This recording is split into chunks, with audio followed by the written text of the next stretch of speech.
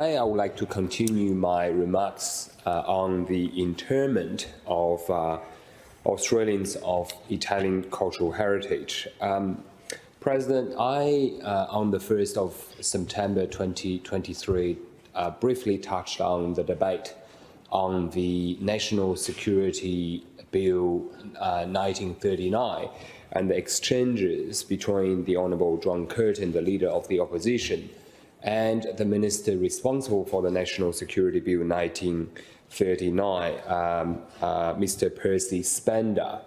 The leader of the opposition of the Federal Parliament in 1939 asked, nevertheless, it is unjust that an accused should be denied a fair public trial.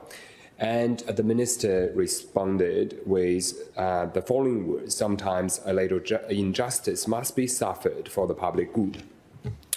And President, said that it was a perfunctory response. Perfunctory maybe, but it's definitely a grave disregard of individual rights and freedoms, which are fundamental pillars of our democracy, and these rights and freedoms must be upheld and protected.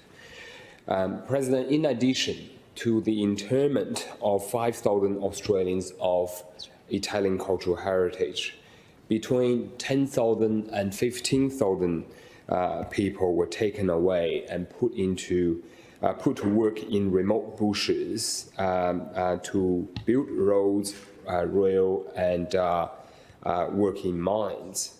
There were even more people of Italian cultural heritage who were categorized as enemy aliens and were subjected to restrictions such as regular mandatory reporting to local police stations, not being allowed to leave their local police districts without permission.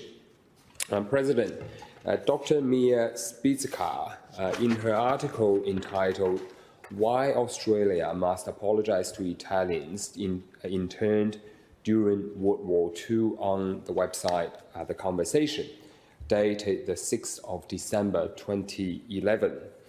She said, and I quote, "Italian internee families in Australia during the war had no access to government support. The Salvation Army offered emergency relief for destitute families, but a number of these were even interned at Tatura to access basic shelter. Eventually interned at the Tatura to access basic food and shelter. Women who were left at home barely managed to survive on farms, in businesses, or as seamstresses. A few internment guards and locals also pillaged internees' packages sent from families or the Red Cross. Vehicles, bicycles, cameras, and radios were permanently confiscated or later returned broken. Italian doctors' medical instruments were found in private surgeries after the war, requiring lengthy legal actions to be returned." And Dr. Spitzka further said, a few internment guards and locals also pillaged their, actually, I've just mentioned that. There was another report that the cost of both internment and confiscated tractors, trucks, and other farm machineries put the family back a decade financially. Now, President, those interned included Australian citizens, British citizens, and Australian residents of Italian citizenship holders. They were all imprisoned together, regardless of their citizenship categories, all their politics, their age, their interest, and the length of their incarceration bore no relationship to their citizenship status. Ultimately, citizenship offered no protection for either the Australian-born or those who had taken citizenship by naturalization, and the devastating impact of internment on individuals should not be underestimated. Australia was not alone in this experience. Across the Pacific Ocean in the United States of America and Canada, people of Italian cultural heritage were also subjected to similar war measures. It was estimated that some 100,000 Canadians of Italian cultural heritage living in Canada in the 1930s. After Italy declared war in 1940 against Great Britain, some 31,000 Canadians of Italian cultural heritage were declared enemy aliens and were considered a security threat to Canada under their War Measures Act. As enemy aliens, Canadians of Italian cultural heritage were photographed and fingerprinted. They were required to report on a monthly basis to their local authorities known as the registrars, who were provincial or municipal police officers and appointed by the Canadian Minister of Justice. In addition to these violations of their rights, some 600 men of Italian cultural heritage were taken away from their families and were interned in the years starting from 1940. Some were released after a few months, but some were held up to 5 years.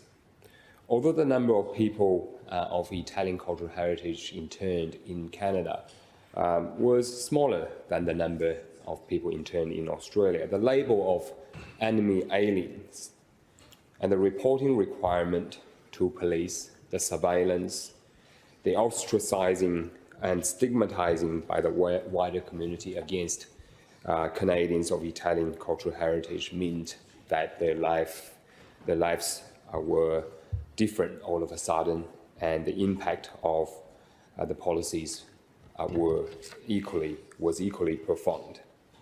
Now, many Canadians of Italian cultural heritage lost their jobs, their properties were vandalized, they suffered from verbal abuses. In some cases, they were victims of racially motivated violence.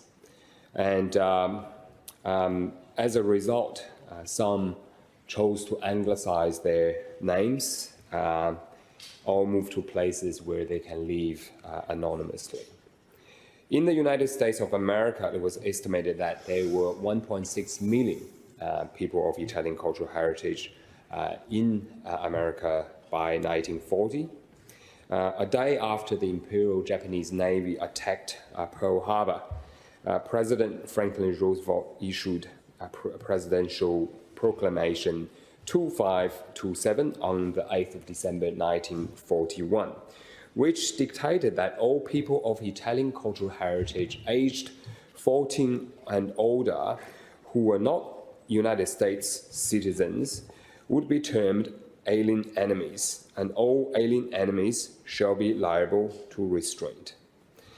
With the presidential proclamation, the FBI and other law enforcement agencies arrested thousands of suspected enemy aliens, mostly individuals of German, Italian, or Japanese ancestry living in the United States. 600,000 people of Italian cultural heritage were subjected to curfews, searches, and property seizures in America. Some 1,600 citizens of Italy living in the United States of America were put into internment camps.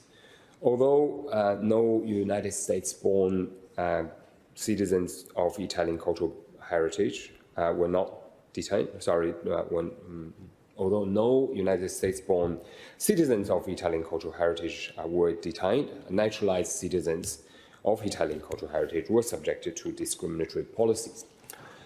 President, I would like to continue my remarks on the next occasion, and I'm hopeful that I could conclude my contribution in relation to people of Italian cultural heritage, and then move on to remarks on people of Japanese cultural heritage.